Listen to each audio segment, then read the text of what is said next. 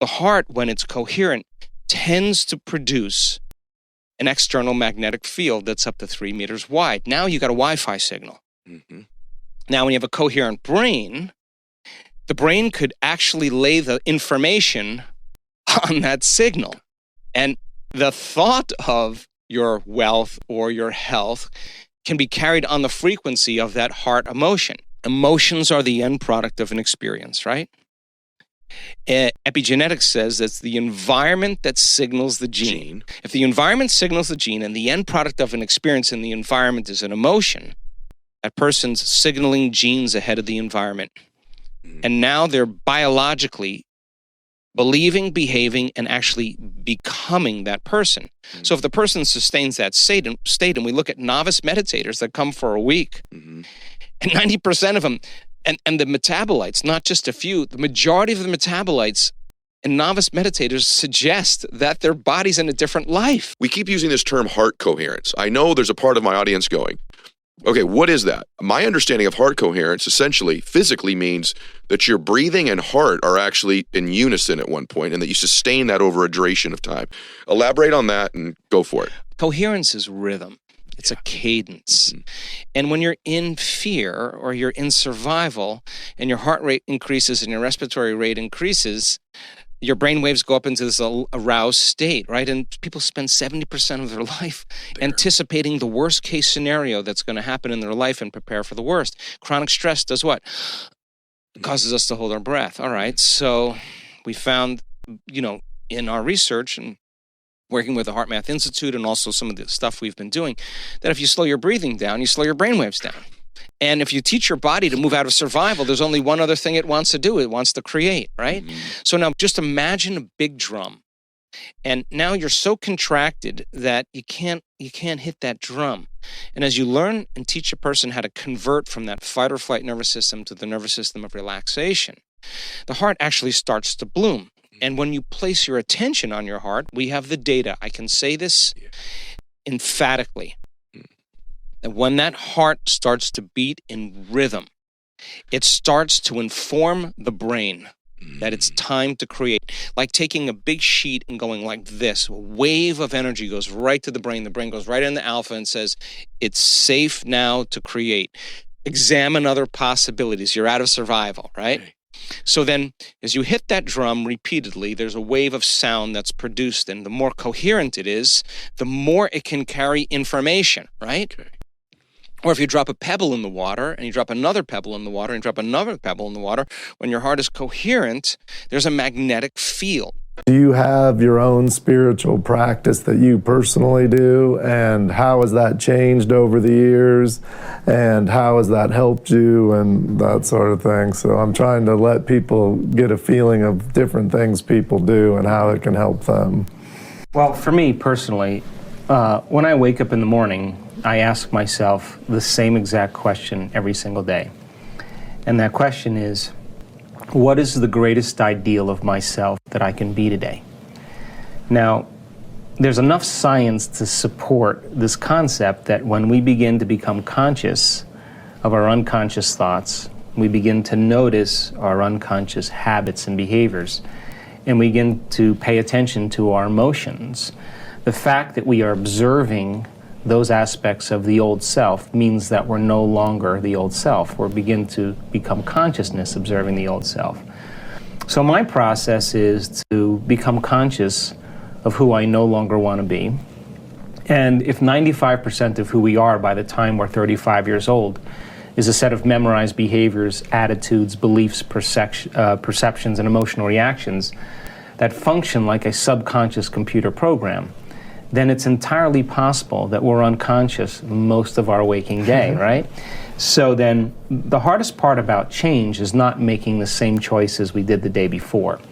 So the biological model of change requires unlearning and relearning. It requires breaking the habit of the old self and reinventing a new self. What we say in neuroscience, pruning synaptic connections and sprouting new connections. Unmemorizing emotions that are stored in the body, and then reconditioning the body to a new mind and to a new emotion. It's literally drawing your energy from the past and putting it into the future. Deprogramming and reprogramming, breaking the habit of the old self is really the model. So When I sit down in my discipline, in my morning meditation, the first thing that we have to do is we have to become conscious of our unconscious self. So it's entirely possible that we're judging other people and we don't know that we're doing it because it's an unconscious program. It's entirely possible that we're living by guilt every single day because it's become so common and so familiar to us. So as we begin to become conscious of those unconscious states, we're going into the operating system of the subconscious and making them conscious.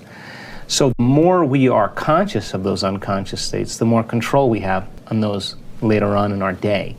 And so most people, they start out with really good intentions to think positively, but they may have been thinking, acting, or feeling negatively for the last 25 years. So I just take a little bit of time and I become aware of who I no longer want to be.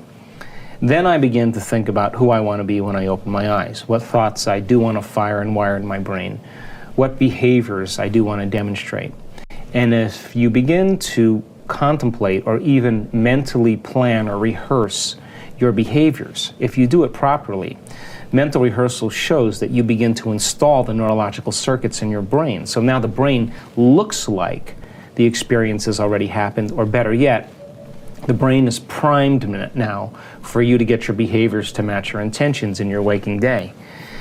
If I can bring up the emotion of how this new ideal would feel, the end product of every experience is called an emotion. So if I can begin to feel what it would be like to be the greatest ideal of myself, then I'm giving my body a taste of the future emotionally.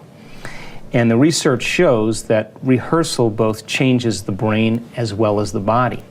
So then if I can get my brain primed to be thinking differently, and I can get my body primed to be feeling differently, how you think and how you feel creates a state of being. And the quantum field responds to who we're being. So our job then is when we get up from our meditation, we should feel differently than when we sat down. But that's not enough. Then you have to maintain your modified state of mind and body your entire day.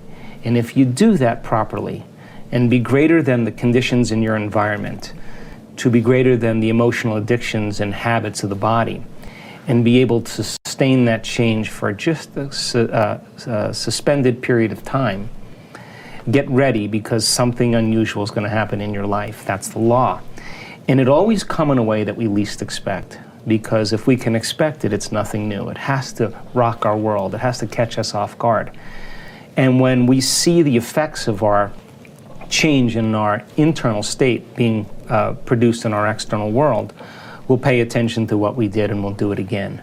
So for me personally, I ask that question, what's the greatest ideal of myself? And I don't get up from my meditation until I feel like that person. And then when I get in that state of being, then I do my best to live from that state of being. And how long does that take? It's a great question. It might take some of us all day. We might never get up. Well, it's really a great question because that's really what people are afraid of. I mean, for me personally, I allow for 2 hours every morning. Now, people say, oh my God, 2 hours. Do you take 2 hours? No. But I allow for 2 hours. Why? Because if I allow for 1 hour, my ego will say, well, there's not enough time. You won't get it done. But if I allow for 2 hours, I'm not thinking about time. So some days I'm able to find the sweet spot of the present moment, and in a matter of moments, I can become conscious of my unconscious self and then decide who I want to be and bring up the thoughts and emotions, and I can change my state of being. Other days I'm thinking about flights I have to catch, people I have to see, emails I have to check, staff members I have to meet with, and I'm not in the present moment. So it may take me some days 45 minutes to an hour just to keep bringing my body back to the present moment. But that's the work. And I always know that if I keep going and I keep working with bringing the body back to the present, either from the future or from the past, if I do that properly, I always say the same thing when I connect. I always say, that was so worth it. It was so worth making the effort to get beyond myself. So I allow for 2 hours, and it doesn't normally take me 2 hours, but if I allow for 2 hours, then I can relax and not have to think about time. Sometimes I think people get confused with what intention really is. Okay. So here's my definition of intention. Getting clear on what you want. That's it. So now, sounds really easy, like to get clear on what you want. The problem is that when the analytical mind gets overdriven by the hormones of stress, we start thinking, I want this, but then I need it on this condition, so it can't affect this person, and I don't want to lose that. And if this occurs, then this is going to occur for this, and that's not intention. That's trying to control everything in your life. Confusion sounds like. Well, what you're trying to do is say, I want this specific thing, but I'm not willing to lose any of these things or affect any of these people. It's got to land right here. The universe doesn't work like that. Intention is, you may say, I want a healing. I want a new job.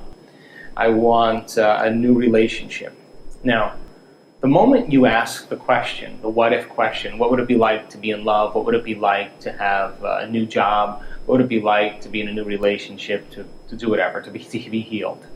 The moment you ask that question, the part of your brain called the frontal lobe, which is the crowning achievement of the human being, 40% of your brain is the frontal lobe. It's the workshop. It's the creative center. Frontal lobe has connections to all other parts of your brain. The moment you ask an open-ended question, you speculate a possibility. The creative center turns on and it looks out over the landscape of the entire brain and begins to call up different networks of neurons that are stored in your brain based on something you've learned intellectually, knowledge, or something you've experienced in your life. Like, well, I know what it is to be in love, or I know what it is to have a good job, or I read a book about it. And it begins to call up these different networks of neurons, and then it seamlessly pieces them together to create a new idea, a new vision. And when you put all those networks together and they fire in tandem, you'll get a clear picture in your mind. And that clear picture is called intention. Now,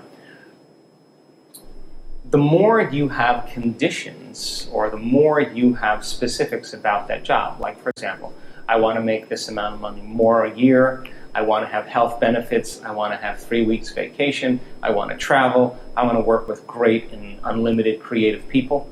That all is the elements that help to add to that vision. Now, the picture you get in your mind could be the word job, or it could be just an image that's personal to you. But the image then represents all of those conditions. So you can have several conditions that make up your intention.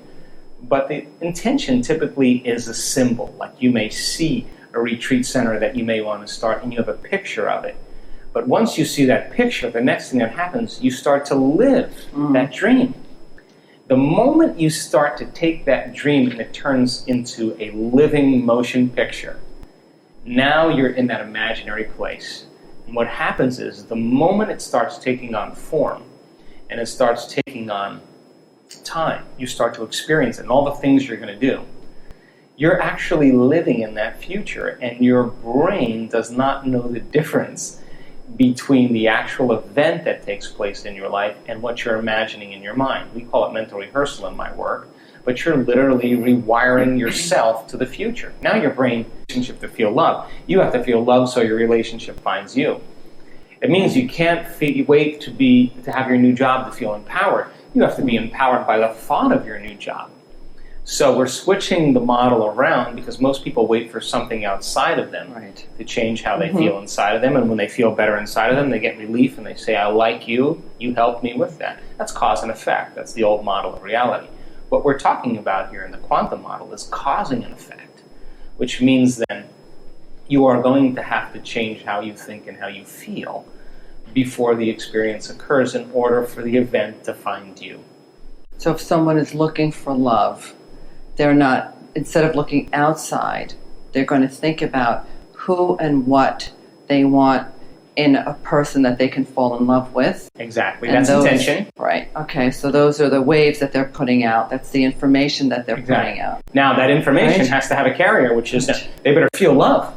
I mean, if you're going to enter in a relationship with me and you want to be in love, but you're not bringing any love to the relationship, why would I want to love you?